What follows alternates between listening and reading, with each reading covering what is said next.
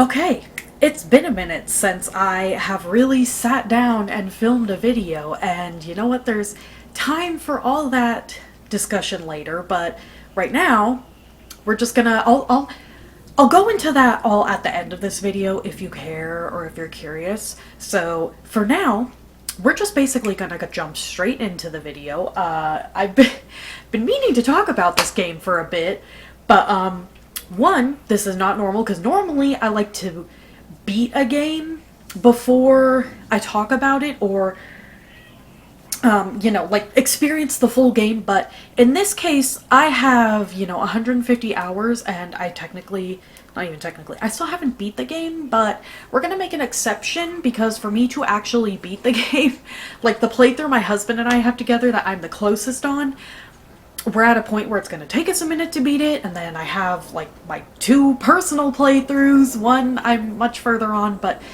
yeah. So, rule of exception, but I feel like having 150 hours put into the game, even without having beat it, I feel like that's pretty good authority for me to give my thoughts on it. But anyway, we today are going to talk about Baldur's Gate 3, the game that just came out on top for winning Game of the Year and is now available on Xbox. I sounded so sponsored by that, but like, no, I'm not sponsored by anything. But anyway, let's move on to the story.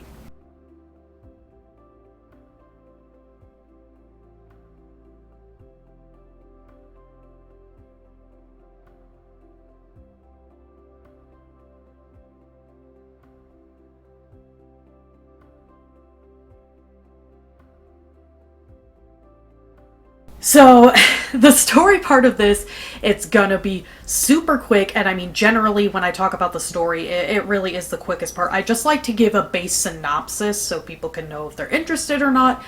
And this game, yeah, it's gonna be real basic, because if I try to go into too much of anything, we're gonna be here for a hot minute, and I don't have a hot minute, I don't think you have a hot minute. So, the very basic of the story is it takes place in Faerun, which is, real world D&D because this game is based off of Dungeons and Dragons. I think 5e rules? Maybe? I don't know. I could be wrong on which specific rules, so don't quote me on that. But it is D&D based game. And essentially it is your character, whether you make a custom character or you pick one of the origin characters, you are captured on a ship called the Nautiloid where you are going to be implanted with a worm by the lovely tentacle monsters that want to turn you into the wonderful tentacle monsters. Because we're just going to call them that, because that's more fun to call them tentacle monsters. Let's be real. That's what the mind flayers are. They're tentacle monsters. But you get that implanted in your eye, and the weird thing is, you manage to get out, crash the ship, but instead of you changing, because normally the Ceramorphous, I feel like I'm saying that wrong. Sometimes I just say words wrong, but that usually is like a basically instantaneous process. It happens very quick. But oddly enough, you and your companions are not transforming. So the quest is to figure out how to take out the tadpole that was put in your head and, just figure that out without being turned into a mind flayer, and just figure out how to get the tadpole out of your head without killing yourself. That is the very, very base of the game. So, we are now going to move on to the gameplay section.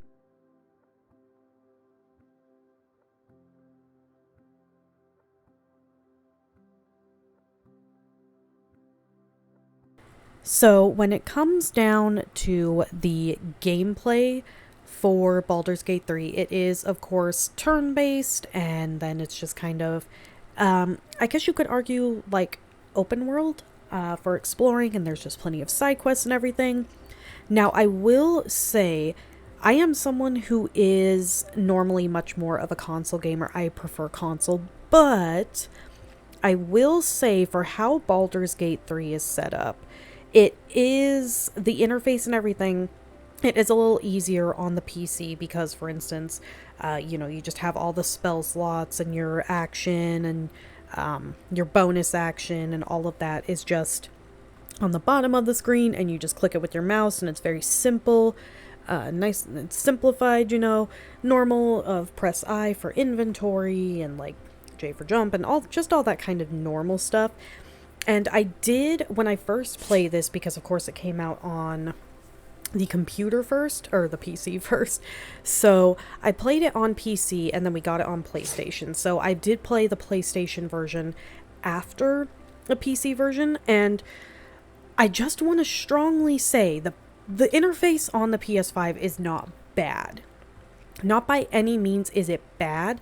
It just definitely is a little more confusing and just takes a second longer to get a grasp of if you have been playing the PC version. Now, I would say if you have never played the PC version and you're just playing the PS5, you're definitely not going to have any issues, because like I said, given, the fact it's a console and everything, what they are doing with the interface for using spells and your action and your bonus action and all that, it does make perfect sense. They did the best they can. But that is just something to keep in mind. Movement, it's on the PC, you automatically just kind of, you would go click and your character will go to where you clicked, or you can hold down the left mouse button and have a move. And on the PlayStation, you can actually, if you want to do a click and your character goes there, then you can set it up that way as well. But yeah, a lot of stuff. So certain things, like of course if you want to jump somewhere, or if you're trying to use a certain spell, you have to click and like get it set up. But for any passive checks, if you're running around and there's like a perception check or like a stealth check or anything, because of course it is a D&D game, that automatically just rolls and goes off. You don't have to do anything to set that up. And so the gameplay too, with the fact that it is turn-based, it's nice because if your characters, and a lot of the times I don't have it that often, and it's usually only one character that's kind of in the order, because it shows you at the top when you enter battle, you roll for the initiative, it shows you where they're going to fall. It doesn't happen very often that I'll have one character by themselves, and if I do, it's only one character who's way, deep and not next to my other characters, so I couldn't do them. But when your characters, are all, their turns are going one after the other, you can switch between which character if you're trying to set something up. Like, let's say, for instance, you have like Gale, your wizard, and you want to cast Fireball on something, but you want the fire to spread more. So let's say, and you don't have grease with him, because, you can give him grease, but just let me set it up here, okay?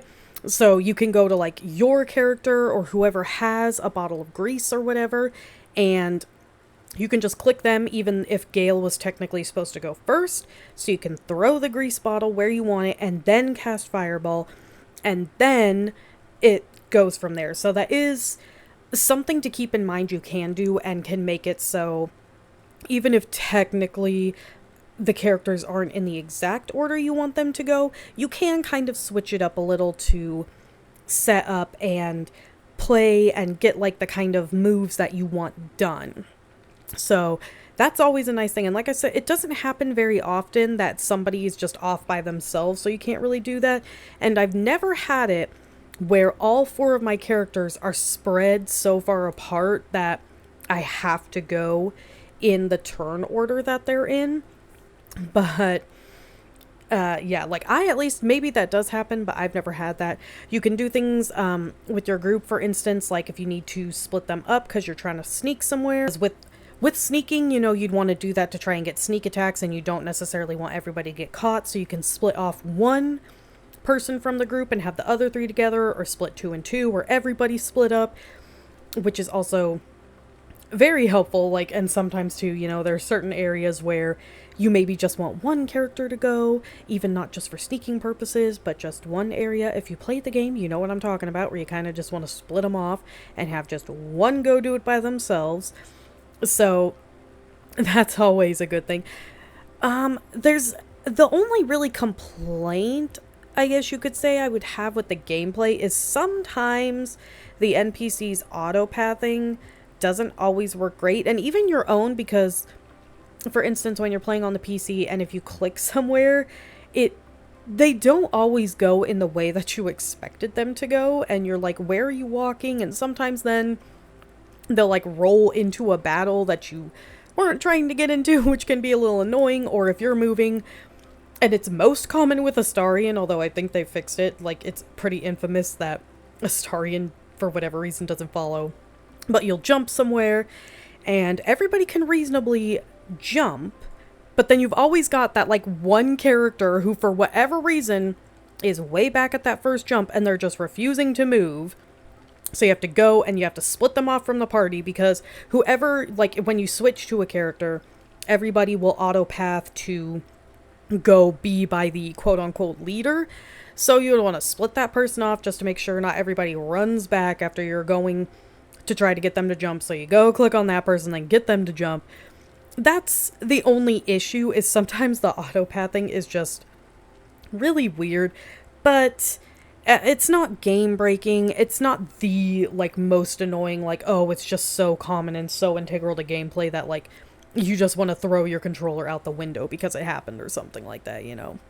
It's not that big a deal. But yeah, let us go ahead and move on to my thoughts and opinions.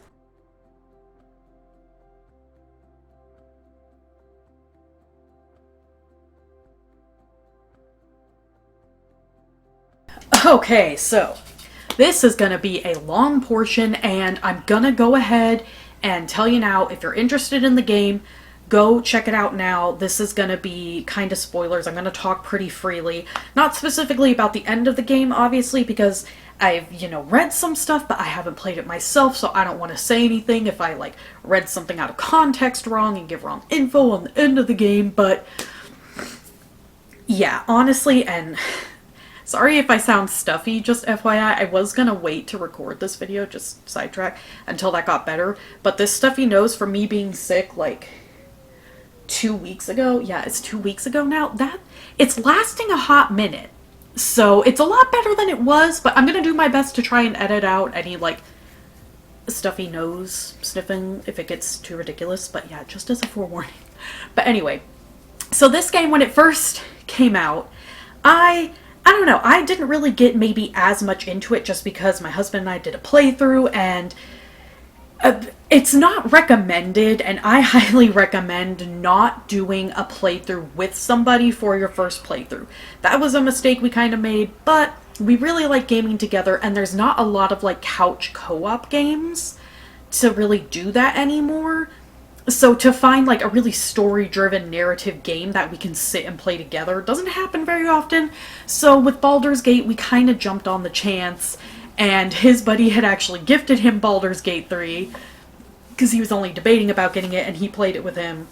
And then he bought me my copy on Steam because, he wanted to play it with me as well. But so I, because of that, there was a lot of stuff because he would end up kind of going and talking to the NPCs, so I felt really passive in that, which isn't always inherently, bad to maybe feel passive if you're in a multiplayer experience, but for your first time playing it, I definitely recommend doing a solo playthrough, although a playthrough with one or, up to 3 of your buddies can be really fun. So, but yeah, that's just my recommendation on it. Honestly, this game, it won Game of the Year. What more do you need to say about it? It is a really fantastic game. The game, it looks gorgeous. The soundtrack is amazing. Borislav, he definitely did a very good job. I've got a few songs from the game in my Spotify playlist, and I'm pretty sure you can all guess specifically what one. That, let me tell you, that song came out of nowhere with Raphael. I was not expecting that. But anyway, the game, the characters, they are all really good. Even if they're, a bad character, a bad character in the sense that they're evil, like Ketheric Thorm or something, or Gortash, you still really enjoy their performance and listening to them and watching them. They're animated so well. The voice actors, everybody did a fantastic job. All of them, top tier voice acting. And honestly, the development of all the characters, because I've seen a lot in the beginning, people didn't for instance, they didn't like Lae'zel or whatever, but The great thing about this game is your companions, they will change so much, and you just really like get to help them when you're helping them basically through their problems, because everybody's got something that doesn't necessarily even have to do with the mind flayer, but that was an issue from before that they're trying to work out. So, if you're able to help them go through that and you take the time and you spend that time with them and everything, they really do change. It's like, it really is. They feel like real people in the sense that they have so much change and growth depending on how you interact with them.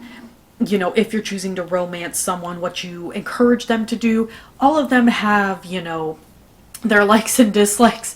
The famous, going around is that Astarion kind of likes it when you're a dick to people, but it's not wrong, but he does like some things. He liked when I gave the kid money. He approved of that.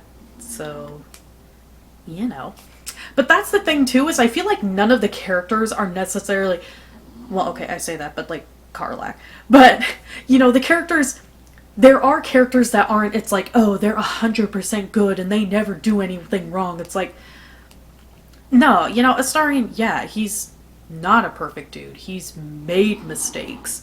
But that's part of what makes him an interesting and compelling character. Someone like Will.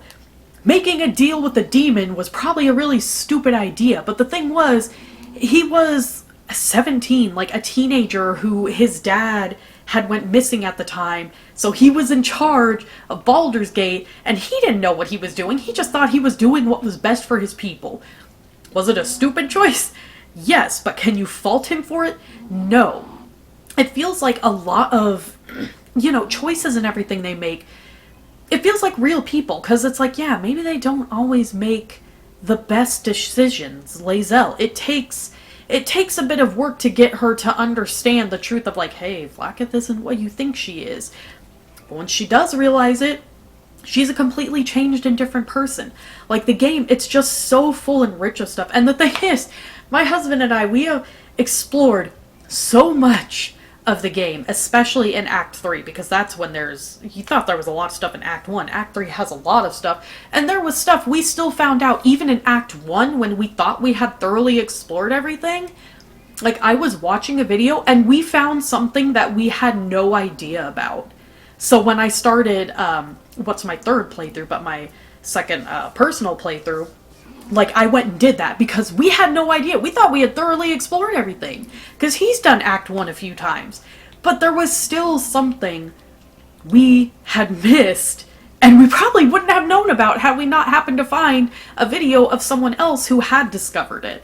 So, it's such a vast and big game. And yeah, of course there's, little bugs and glitches.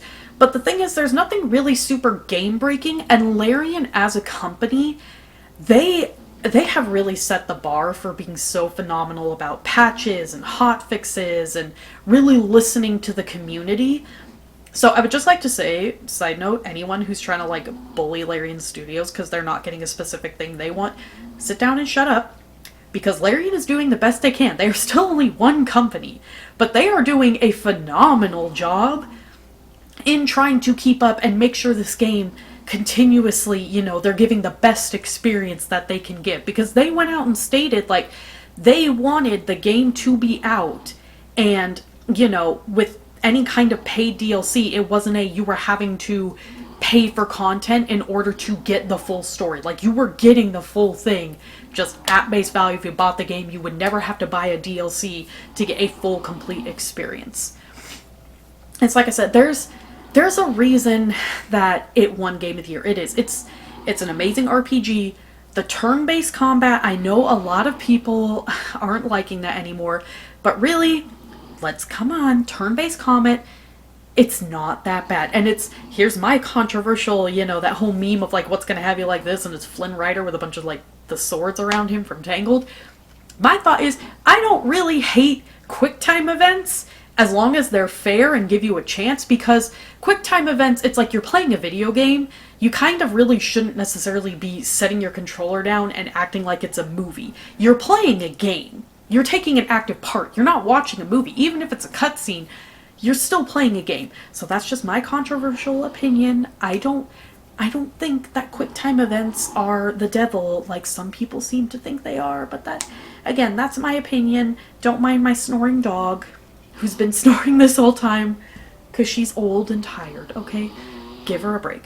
But yeah, that's my opinion with that, because like the turn-based combat, I've seen a lot of people who say they really didn't like turn-based combat, but they still gave this game a chance. And it honestly, like, they still really enjoyed it because the story, the characters, everything around it, it's just that good. And the turn-based combat, it can get fun, because if you know D&D, you can do a lot. You can really set up some crazy stuff, like picking up an enemy and throwing him at another enemy, putting down a grease pile and then using fireball to light it on fire and light a bunch of enemies on fire. Like, with the turn-based combat the way it is, and this is just how D&D and Pathfinder are, you can set up some really crazy combos and some really fun stuff. Like, it gets insane. But honestly, this game, I'm gonna give it a straight like 9.5 out of 10, just because a 10 out of 10, I don't know if I'll ever give anything a 10 out of 10. There's nothing that's 100% perfect. So I think a 9.5 out of 10 is very good. But I honestly, this game is definitely worth you checking out. Even if you're not really that into D&D, like, I would check it out, because you don't need to have played D&D in order to, like, understand this game. Like, you could have never touched anything to do with D&D, and you'll get this game just fine. It explains it well enough, and, you know, of course, there's the easy difficulty mode and everything, so you don't have to have previously played any kind of D&D or anything like that to understand this game. I just want to put that as a preface. Like, it can be treated as just an RPG standalone. And if you do play this game and really like it, just as a side note, I would recommend maybe trying to find a D&D group and everything. It's a community, I can assure you, you can find someone easily who, like, a group who would be very willing to let you in and help you out. And, like, I highly recommend checking out D&D. It's obviously a little different because it's a tabletop setting. You don't get the visuals. You kind of have to make the visuals in your head and do a lot of talking. But I would, at least, if you did really enjoy this game, consider checking out D&D. But yeah, Baldur's Gate, like, I love this game. It's been hard for me to finish other games. Not that just because other games are bad. Honestly, Baldur's Gate 3, I highly recommend it. If you still have somehow not played this game, it's available on Steam. We bought it on the PS5. It's available on the Xbox now. Like, the only thing you can't get it on is the Switch, and I really pray to God they don't put it on the Switch, because as much as I love the Switch and everything, it cannot run a game like Baldur's Gate. I don't think Larian would try to do that, though. They're a smart company. They're not in it for money. Like, I don't think they would try to force Baldur's Gate to run on a Switch, because everybody knows that's not going to work. It's not going to happen. It's not going to run on the Switch. But anyway, that is going to be it for today's video. If you liked it, go ahead and leave a like. If you didn't, excuse me, you can also leave a dislike. Leave a comment. Leave a comment telling me either your favorite companion or NPC. I'm curious to know. Or like maybe who you even romanced, or like what your tab is. Because I think that'd be fun to know. You know, because majority of players, you can play the companion, but Larian has let out statistics and majority do make their own character. But yeah, let me know all that fun stuff in the comments down below. If you want to see more videos like this, go ahead and subscribe. I will be getting back into, and I promise this, I will be getting back into uploading every Friday on this channel. I also have my second channel down below, which is vlogs, and then I react to like stupid trashy shows like 90 Day Fiancé and whatnot, because I like that shit. Sue me. I have different interests. Maybe don't sue me. Maybe that's a wrong word. But yeah, I'll go into now explaining why I was gone for so long. My husband's calling me again. But I kind of stopped making videos for a while because I had my baby last year, November, and, you know, just got out of the habit, and having 3 kids, it just was a lot. And then for a while, up until June, I was working a full-time job, and we are still living with my mom and dad. So all of that just compiled. It was just hard to find time to make videos, because it's like I also needed to find time for myself and to decompress, because the thing is too, if I don't have just time to myself and to play video games, I can't make these videos because I'm not playing any games to beat and then talk about them. But yeah, and I had been planning on coming back over the summer, because just completely undisclosed reasons, just quit that job. And I had planned on coming back this summer, but then a lot of personal stuff in life happened.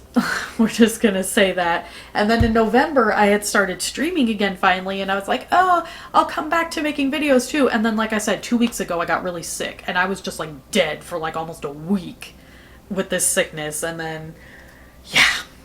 So that's where I have been. I don't plan on taking a hiatus again. The only time that I kind of will be taking a hiatus is it's a planned one, is Senor Sylvian, my husband. He's working on getting back into the army, just, trying to figure out all the timing with that and everything. So once I do know when we'll be moving, I'll make it clear on my Twitter, which Twitter, Instagram, second channel, Twitch, that's all linked down below. I also have my Discord linked down below, so I'm going to keep up to date on letting know with that. But I am going to try to pre-film and get a bunch of videos just ready to go to upload, to kind of hopefully help shrink the gap between, when we're leaving and then once we get there, of trying to get internet to be able to upload videos and get and everything. Try and either shrink that gap so there's less time where videos aren't being uploaded, or maybe just altogether not have a time where there's no videos being uploaded. But yeah, that's gonna be it. I already said that. I will see you all in the next video. Have a great rest of your day. Excuse my voice cracking. Bye!